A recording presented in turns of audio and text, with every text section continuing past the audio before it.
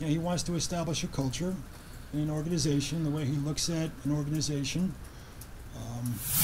We have a culture here that's been very successful for us, and quite frankly, the most successful part of a culture is getting good players.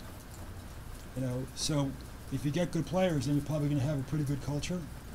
And with the way Dr. Buss has run this team, and now with Jeannie and Jimmy, we think our culture for the last 30 years will continue. Is there a pressure when you hear the fans chanting "We want Phil Evans" for the last game of the season? Any pressure on the organization that you can recognize? You have to understand the passion in a fan. During that last game, a fan came up to me in the fourth quarter and really, just got really close and was passionately pleading to me to do something about the score in the fourth quarter of that game. And at some point, I understand, but I said, do you understand that we don't have Kobe, we don't have Nash, we don't have Blake?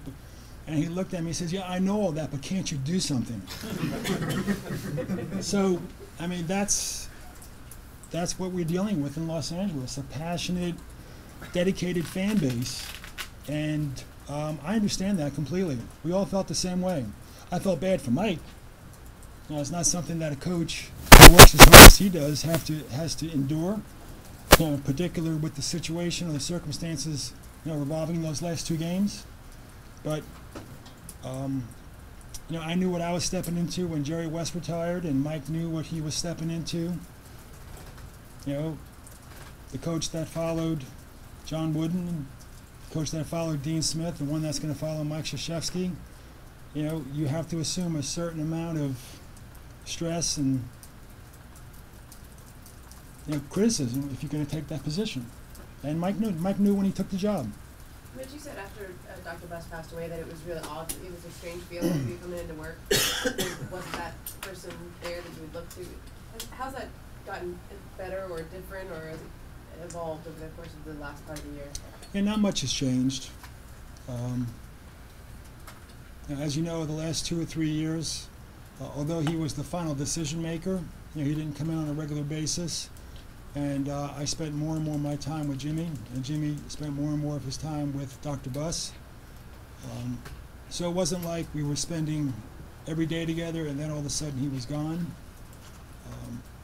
But there are many moments, when you reflect and you say, well, I wonder, how Dr. Buss would approach this situation, or what would he do, what is he thinking? You have those kind of thoughts.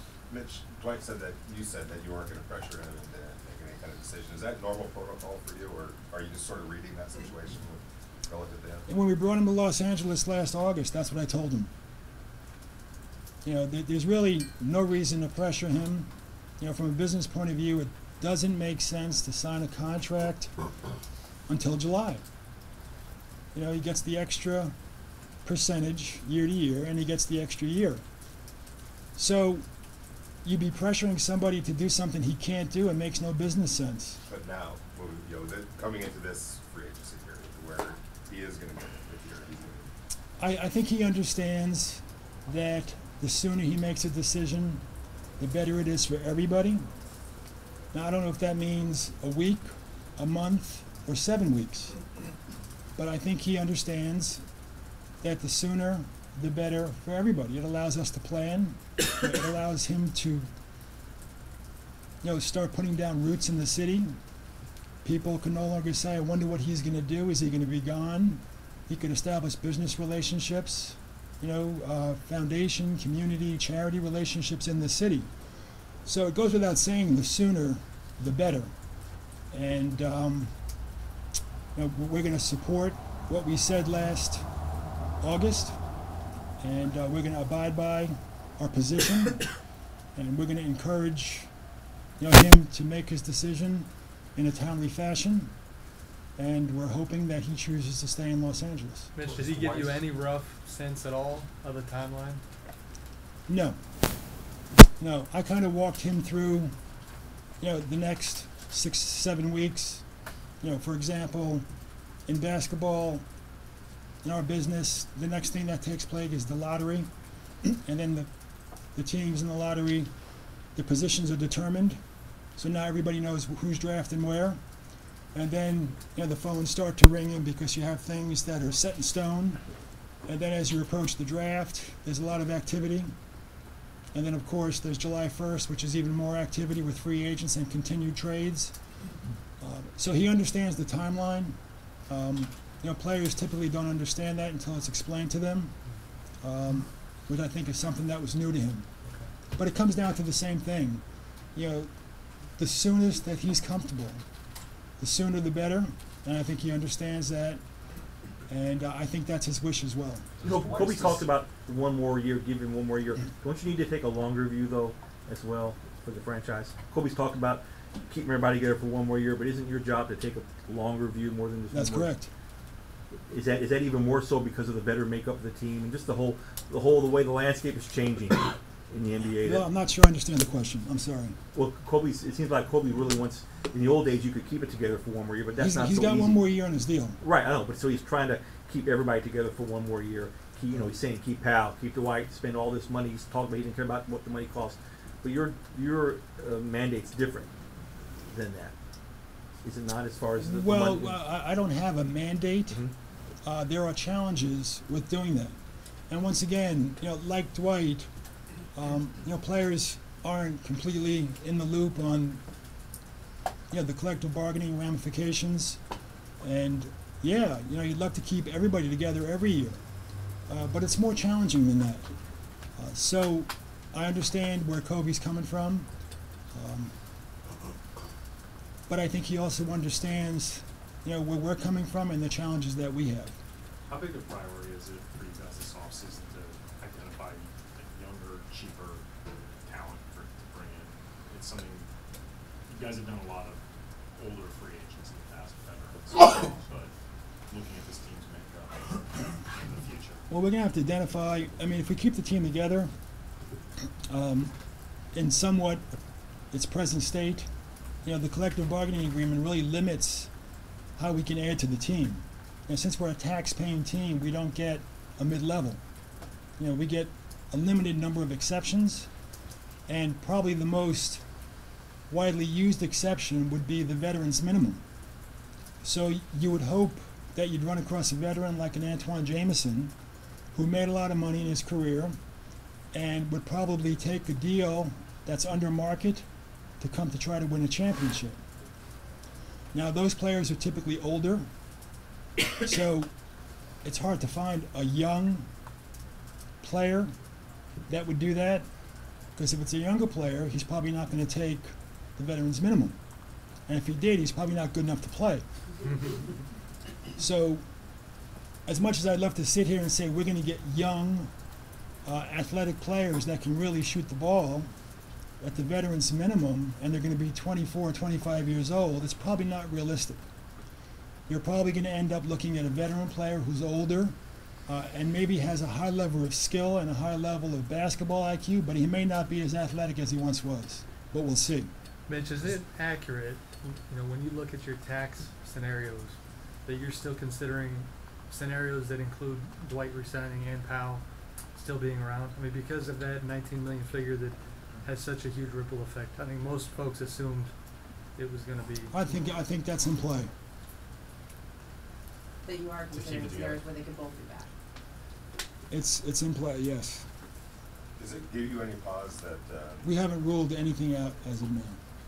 that it seems like Dwight has to go someplace to think long and hard, someplace peaceful or whatever, to think long and hard about taking more money and playing for the Lakers? Like, that wouldn't be just sort of a no-brainer at all. Is there any hesitancy in your, or just like, why would you have to go that route? Or is that just normal procedure? Let's see what he does. And maybe he'll call me tomorrow, maybe he'll call me in a week, maybe it'll be a month. I don't know. But if he says he needs some time, then we're going to give him some time. What about, he can't talk to any other teams until July. Correct. So he may want that kind of opportunity to at least hear what they have to say, and he may still stay, but you can't make any decisions off that. Is that what you anticipate you'll be dealing with? That would put us in a much tougher position to do our business, because that'll be after the draft. Assuming that kind of thing took place on July 2nd, 3rd, or 4th, now you're in the 4th or the 5th day of free agency. it's not undoable, but it certainly creates a hardship for us. So if he's gonna go, that's the reality, but if he's gonna stay, finding out way earlier would be much better for the teams, your gentlemen. The sooner the better, I think, for everybody. Do you have any clarity on Meta World Peace's intentions of his contract? No.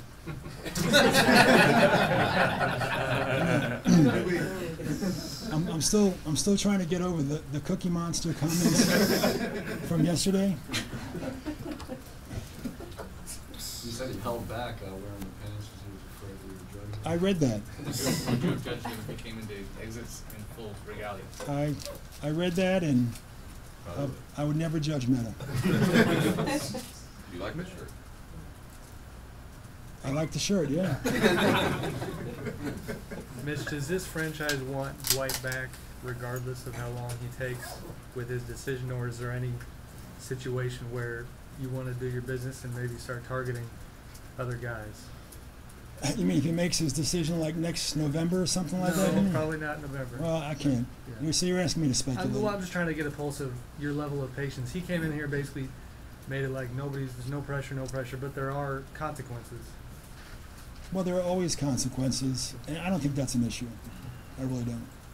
Mitch, you kind of made an effort to spend time and be there for Dwight, at certain times, and develop a relationship with him. Do you get a better sense now of, what he's about and what makes him tick as you move forward with him? Yeah, I do. The last 2 years, and some of it's been to,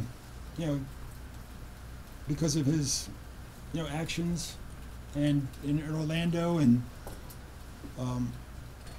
what's followed him here in Los Angeles, a lot of the publicity. But the one thing I don't think people understand is that it's been about a year since he had surgery, and here's a guy that had surgery last April, and here it is, a full NBA season later, and played a full slate of games.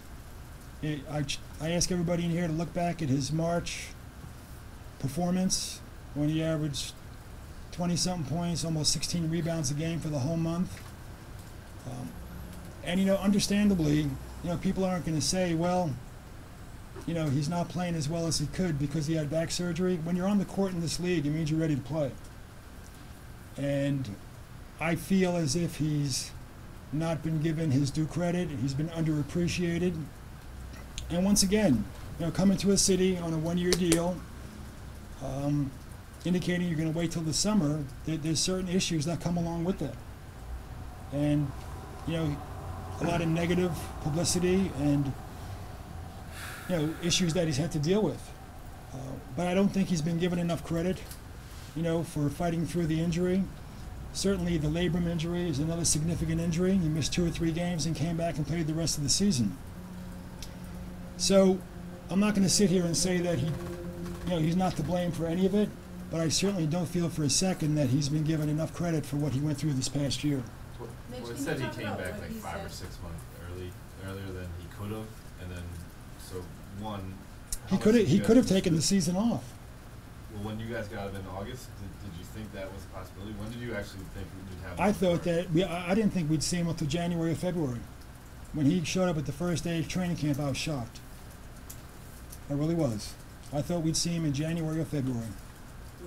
Mitch, can you talk about what he said to you on the way off the court after being forced? After you got ejected? There's no other- You know something?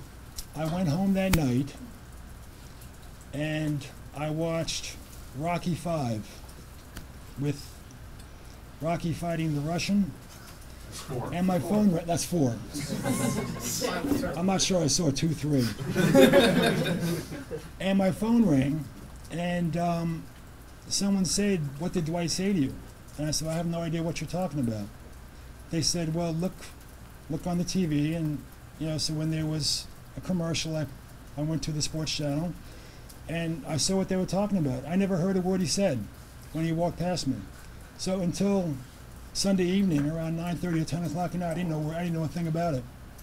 Have you since asked him what it was? I did, And and what he was- said he says he forgets completely what he said, but he was frustrated with the officials and turned around and apparently barked something back at the court.